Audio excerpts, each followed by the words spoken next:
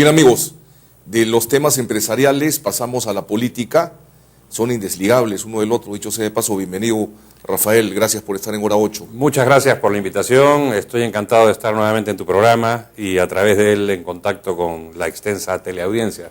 Acabamos de escuchar conversar a dos expertos en el tema PYME. El 60% del Producto Bruto lo generan las pymes en nuestro país. Bueno, esa es una demostración de que no se requieren grandes capitales para sustentar negocios o para crearlos, se requiere más que todo capital humano, incentivos, iniciativas personales, emprendimientos, y hay muchísima gente que comenzando realmente desde muy abajo ha logrado surgir. Yo creo que lo fundamental para el desarrollo de las pymes es que el Estado cree un ambiente propicio a la creación de las mismas.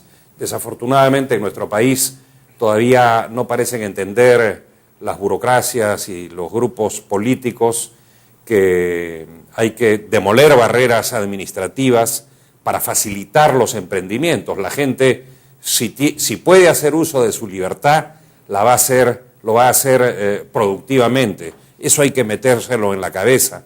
Y eso a veces es difícil de comprender para gentes que no están en el sector privado, sino en el sector público, y entonces se dedican a construir barreras que son muchas veces difíciles de sortear. Yo creo que gran parte de la informalidad en el Perú se debe justamente al hecho de que hay tarifas impositivas muy altas en muchos casos o trámites excesivos en prácticamente todos, ¿no? Acabamos de escuchar decir, por ejemplo, a Armando Tauro, que es un experto en el tema, ha trabajado en varios países de la región con pymes, que no se pide dádivas ni se piden privilegios. Se pide exclusivamente un Estado que, como tú lo acabas de mencionar, facilite las cosas, por un lado, y lo segundo, que lo dijiste muy rápido y acá yo quiero reiterarlo, ¿no? Cuando hablamos de condiciones, también nos referimos pues a infraestructura, ¿no es cierto? En donde tenemos una alarmante lentitud para ponernos a tono con los tiempos. Hablamos de carreteras, hablamos de puentes, hablamos de ferrocarriles, en fin. Hablemos de algo más sencillo. Hablemos del impuesto selectivo al consumo a los combustibles, que es una forma que tiene el Estado de proveerse de recursos, gravando más a quienes más lejos de los mercados están. Porque al encarecer los combustibles artificialmente con un impuesto absurdo, que se creó originalmente para gravar pues al caviar, al whisky, a las corridas de toros, etcétera, en el Perú se graban los combustibles y con esto se encarece artificialmente el transporte. Un país con la geografía del nuestro, obviamente se ve duramente afectadas o limitadas sus capacidades de desarrollo por el hecho de que el flete es artificialmente caro. Entonces, una forma, por ejemplo, de fomentar el desarrollo de actividades productivas en las provincias o en las comarcas apartadas de los grandes mercados es a través de la abolición de este impuesto absurdo. Obviamente que eso tendría que llegar con el próximo gobierno. ¿Qué opinas de la propuesta de Pedro Pablo Kuczynski, que la comentó ayer en el programa de Rosa María Lacios, justamente Lourdes Flores, de reducir el impuesto, el IGB al 15%? ¿Compartes esa propuesta? Por supuesto que la comparto. El problema es que cuando se debió hacer no se hizo. En el gobierno anterior el IGB subió más bien al nivel actual. Yo creo que un nivel razonable de IGB debe estar alrededor del 10%. Para lograrlo habría que eliminar muchas exoneraciones, por supuesto, y habría que ampliar la base tributaria, pero es algo que se puede hacer si es que vamos a una verdadera simplificación administrativa.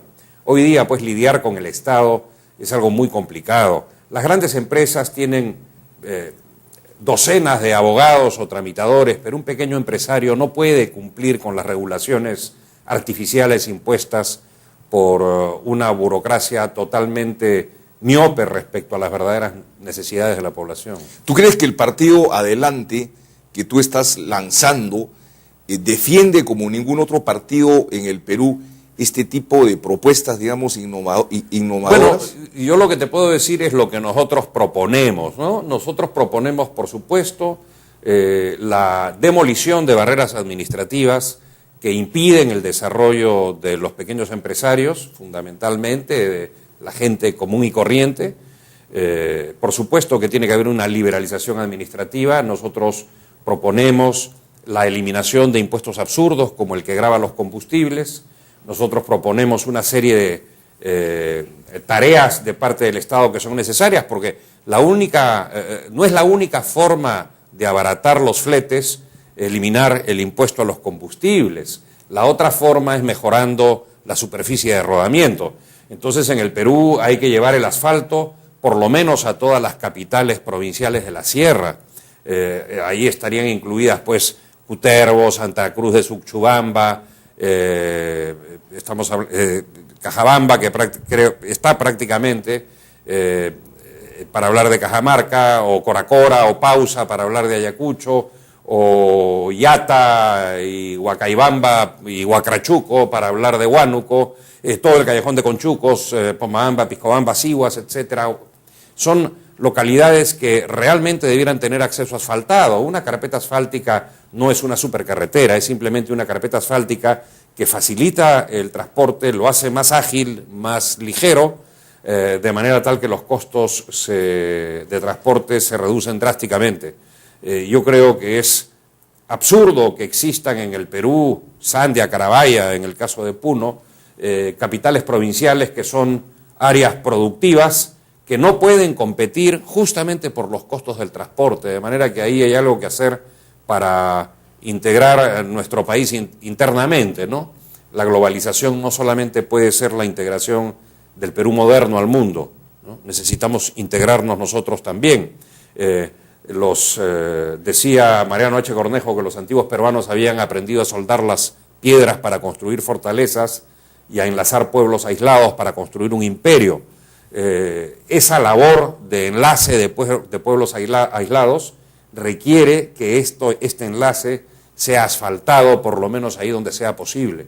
Obviamente, si hablamos de Contamandan, que no tiene acceso carretero, o Datén del Marañón, o tal vez Requena, bueno, estamos de acuerdo, o Nueva Esperanza, que es capital de Purús, estamos de acuerdo que eso es imposible, pero en el caso de la sierra es enteramente factible. Hay provincias que con muy poco kilometraje estarían conectadas a la red vial asfaltada, cosa que es fundamental. Todas estas propuestas, de alguna manera, encarnan pues lo que se denomina promover un capitalismo popular. Por supuesto. Un poco lo que venía hablando Hernando de Soto, que dicho sea de paso, creo que es un personaje cercano a ustedes. Así es. Bueno, por supuesto, nosotros nos hemos inspirado mucho en su aporte, por ejemplo, referido a la titulación de los activos, fundamentalmente urbanos, ¿no? Hay mucha gente que ha accedido a un pequeño lote de tierra, en un arenal, etcétera, y titular, como lo ha venido haciendo COFOPRI, es una forma muy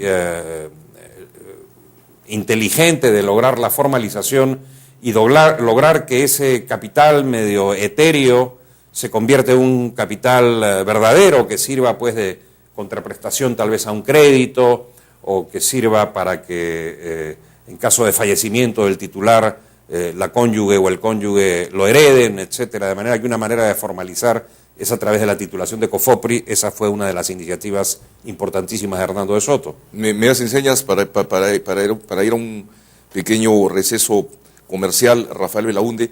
Yo quería dejar la inquietud, ya entrando al terreno político, ¿no? ¿Cómo vas a enfocar la campaña electoral llevando esta propuesta de promover un capitalismo popular, habida cuenta de que al parecer el movimiento Adelante que tú lideras no haría alianza con ningún partido, tampoco con Acción Popular, con quien habrían grandes e importantes afinidades? Dura tarea seguramente te espera, aunque bueno, tienes los genes y la madera como para saber cómo afrontarla. Esa respuesta la vamos a escuchar después de unos pequeños cortes comerciales. Encantado.